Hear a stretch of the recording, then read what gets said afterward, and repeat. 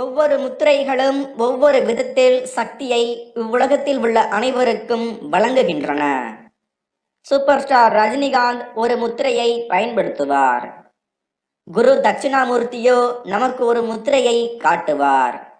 திருப்பதி ஏழுமலையானோ ஒரு முத்திரையை கையில் காட்டுவார். இவ்வாறு ஒவ்வொரு முத்திரைக்கும் ஒவ்வொரு அர்த்தம் உண்டு.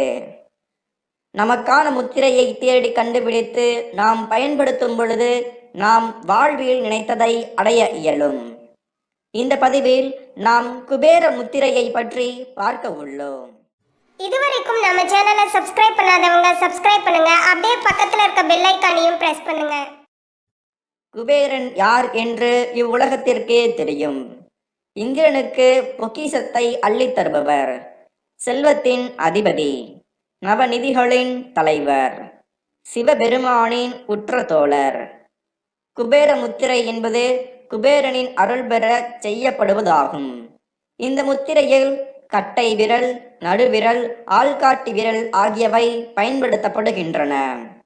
இந்த 3 விரல்களால் முறையே நெருப்பு, காற்று, ஆகாயம் ஆகிய பஞ்சபூதங்கள் தூண்டப்படுகின்றன. இதன் மூலம் செவ்வாய், சனி, வியாழன் ஆகிய கிரகங்களின் சக்திகள் அதிக அளவில் உடலுக்குள் கிரகிக்கப்படும் என்று கூறப்படுகின்றது. நாம் விரும்பியவற்றை பெற குபேர முத்திரை உதவுகின்றது. கட்டை விரல், ஆள்காட்டு விரல், நடுவிரல் ஆகிய 3 விரல்களின் நுனிகளையும் ஒன்றையொன்று தொடும்படி படத்தில் உள்ளவாறு வைக்க வேண்டும். மற்ற 2 விரல்களையும் மடித்து உள்ளங்கையை தொட்டுக்கொண்டு இருக்கும்படி வைக்க வேண்டும். 2 கைகளிலும் ஒரே நேரத்தில் செய்ய வேண்டும். பத்மாசனத்தில் அல்லது சுகாசனத்தில் அமர்ந்து செய்யலாம். மனநிலையை ஒருமுகப்படுத்தி ஒரே சிந்தனையுடன் செய்ய வேண்டும். தினமும் இந்த முத்திரையை 15 நிமிடங்கள் வீதம் 2 முறை செய்ய வேண்டும். இவ்வாறு சில நாட்களோ அல்லது சில வாரங்களோ செய்ய வேண்டும். இந்த குபேர முத்திரையை பயன்படுத்துவதால் உடல் ஆரோக்கியமாக இருப்பதுடன் மன அமைதி, மன உறுதி ஆகியவை உண்டாகும். இந்த முத்திரையை செய்யும் பொழுது மூச்சை உள்ளே இழுக்க வேண்டும். அவ்வாறு செய்வதால் சுவாச உறுப்புகள் சுத்தமாகிவிடும்.